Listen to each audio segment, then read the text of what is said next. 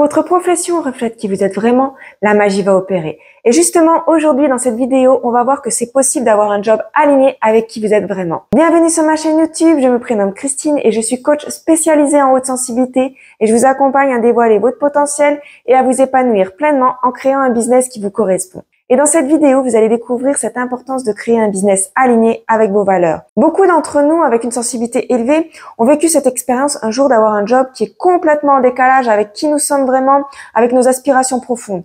Pourtant, ce sentiment d'alignement, il est très fort pour nous. Imaginez un instant que votre entreprise puisse être une source de revenus et aussi le prolongement de qui vous êtes vraiment. C'est tentant quand même. Contrairement à l'idée répandue selon laquelle le succès entrepreneurial se mesure juste à la rentabilité financière, sachez que la majorité des personnes hautement sensibles qui réussissent financièrement sont ceux qui parviennent à fusionner leur sensibilité avec leur activité professionnelle. C'est pas juste un simple gagne-pain, ça devient une quête de sens, une exploration profonde de soi à l'intérieur de notre travail. Aligner votre business avec vos valeurs, c'est pas seulement un luxe ou un idéal, c'est une nécessité. En tant que personne ayant une sensibilité élevée, votre environnement professionnel a un impact significatif sur votre bien-être émotionnel.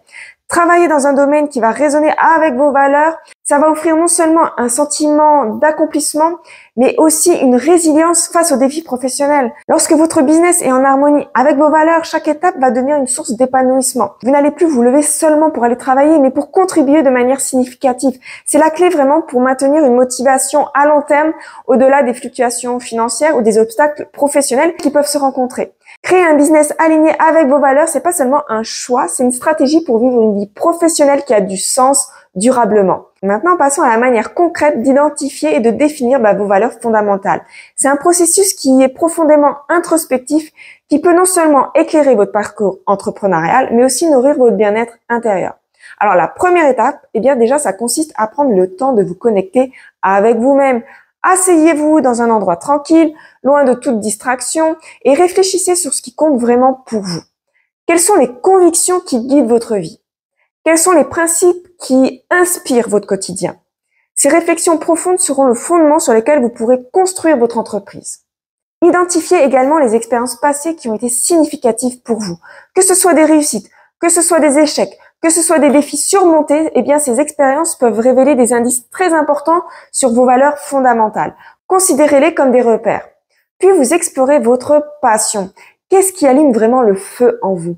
Quelles sont les causes qui vous tiennent à cœur? Lorsque vous créez un business qui est construit autour d'une passion, ça va être une véritable force. La communication avec d'autres personnes de confiance, ça peut être aussi une source précieuse dans ce processus d'alignement des valeurs.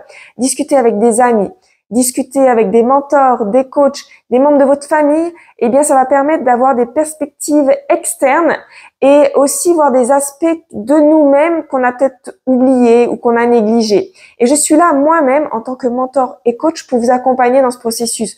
Vous pouvez me contacter par mail ou par prise de rendez-vous pour un appel de découverte et je vous mets les liens dans la description. Lorsque vous aurez identifié ces éléments qu'on vient de voir, commencez à les organiser, à les hiérarchiser. Quelles sont les valeurs non négociables que vous souhaitez vraiment qui se reflètent dans votre vie professionnelle?